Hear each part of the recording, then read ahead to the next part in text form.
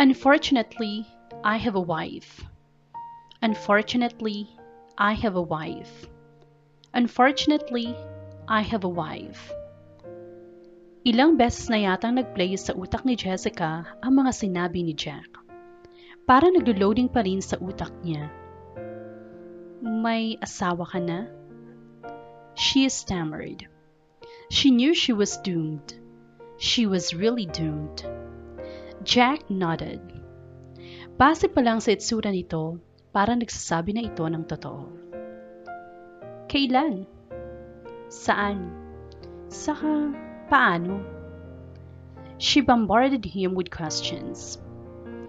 May asawa na ito? Parang imposible naman yata. Baka nilasan nitong babae o ginayuma. Ano ba nakain ng babaeng yun para pakasalan ng lalaking nasa harap niya? She couldn't believe that a man like Jack would have a wife. Hindi niya ina-expect na magseseryoso rin pala ito sa buhay. Last year, sa Pinas kami ikinasal, Jack answered casually. Itutuloy pa rin natin ito. She suddenly said, Just tell your wife na tutulungan mo lang ako para matanggap ang mga design ko. Well, 5 months lang naman. At don't worry, babayaran ko kayo.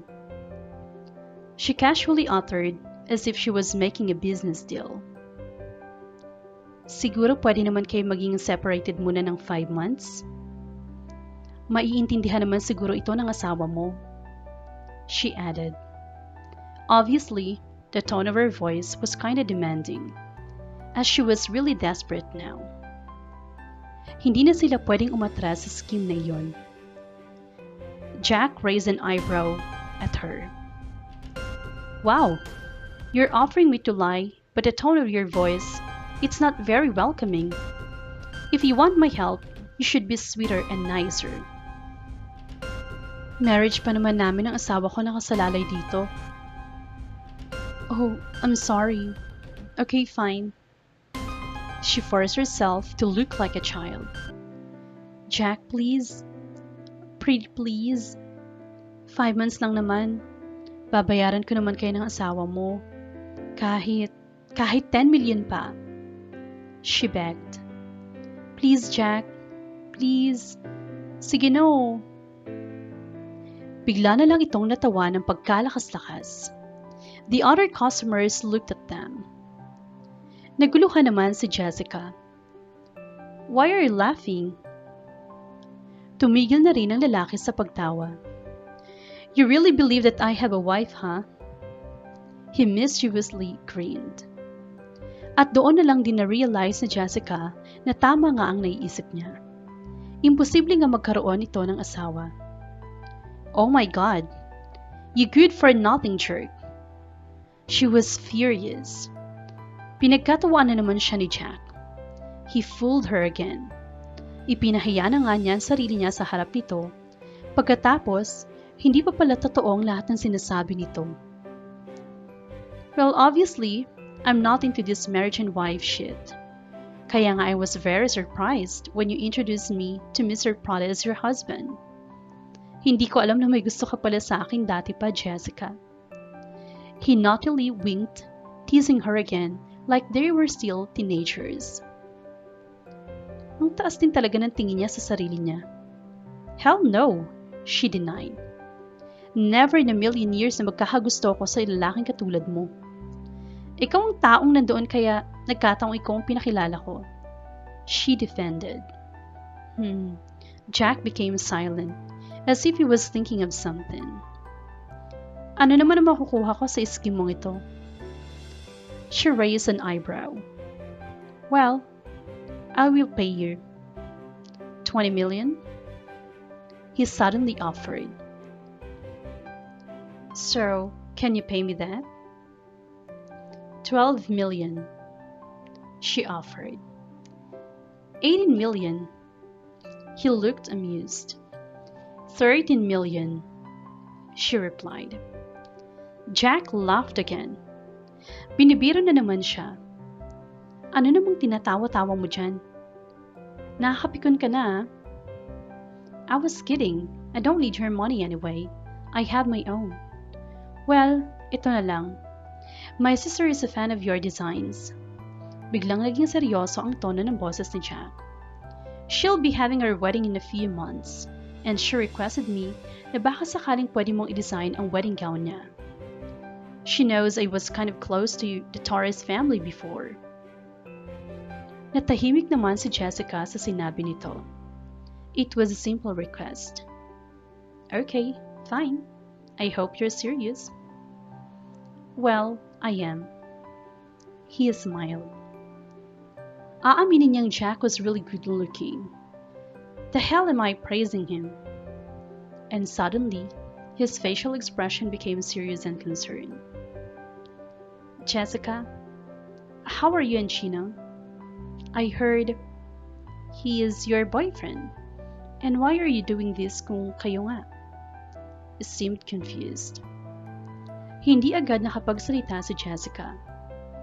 Alam niyang medyo masakit pa rin ang mga nangyari. We're over. Hindi na kami. I'd rather not talk about it. She bitterly answered. Jack then smiled at her. Jessica, stand. What? She was puzzled at what she has just said. Bigla itong tumayo mula sa pagkakaupo. Stand. Napilitan naman siyang tumayo mula sa pagkakaupo. Why? Shh. Nagulat na lang siya nang bigla siyang niyakap ni Jack. Everything will be okay. She was still confused at his gesture. Concerned ito sa kanya? What do you mean? Jack is still hugging her, replied. Pumasok si Mr. Prada sa resto. We need to do this to convince him we're real. Well, why did she expect anything from the hug? She should have not expected anything from it anyway.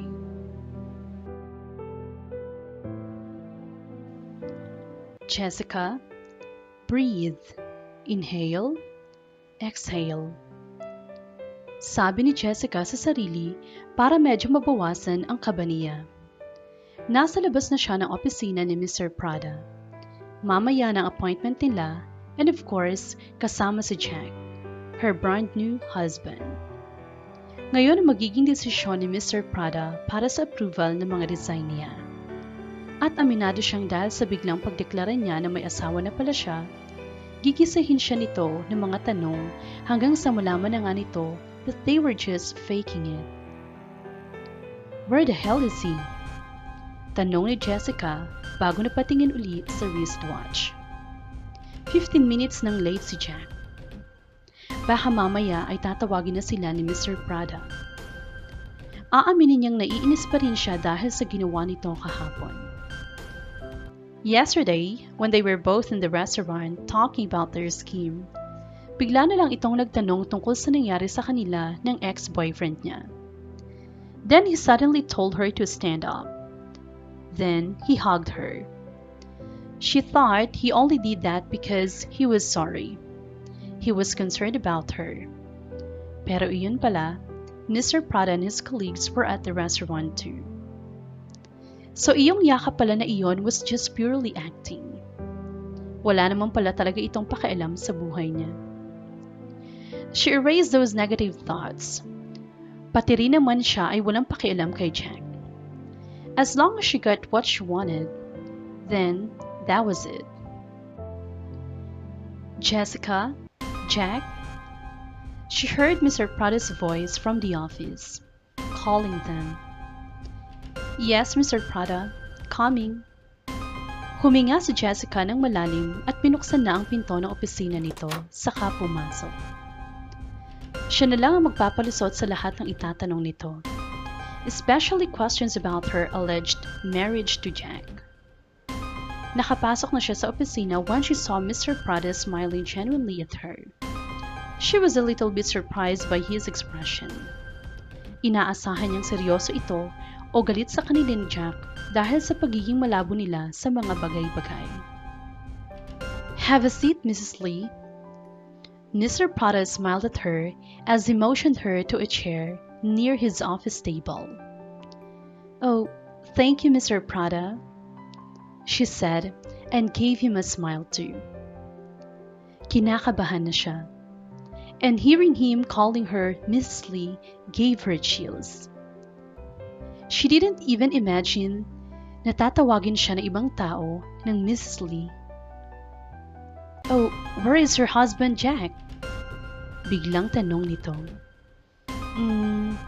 Hindi niya alam kung ano ang isasagot. Kung bakit kasi nakalimutan niyang hingi ng number ni Jack. Natawagan na sana niya ito kanina pa.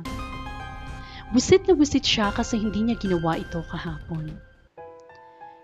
"Mr. Prada, sorry, I'm late." Pareho naman silang nagulat ni Mr. Prada nang may nagsalita. Napatingin sila sa isang lalaking papalit-palit sa kanila.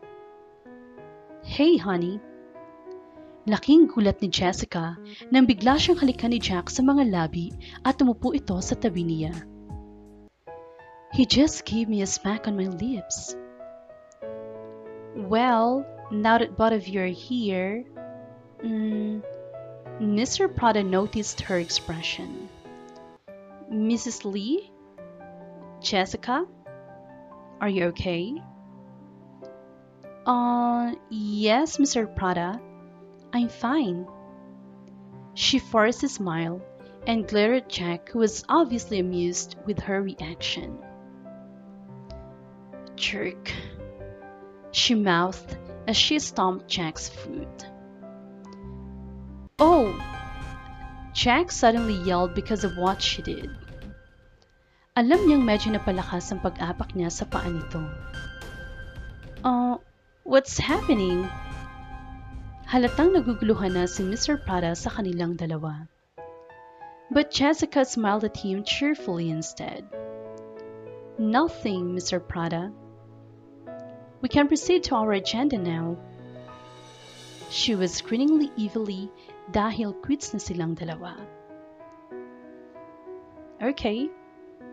Mr. Prada eyed them suspiciously as he continued. "First of all, well, I want to greet you a happy wedding. You told me you just got married recently, right?" Tumango naman silang dalawa ni Jack. "Yes, Mr. Prada. Thank you." Siya na ang sumagot. "Where were you married?" Mr. Prada asked them curiously. Nagkatingin na naman sila ni Jack. He was like interviewing them. Las Vegas," she quickly answered.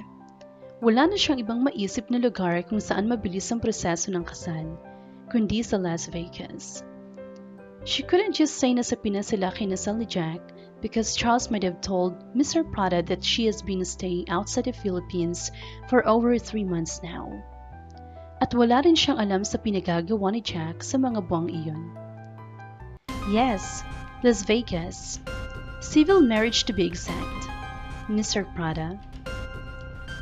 Jack seconded.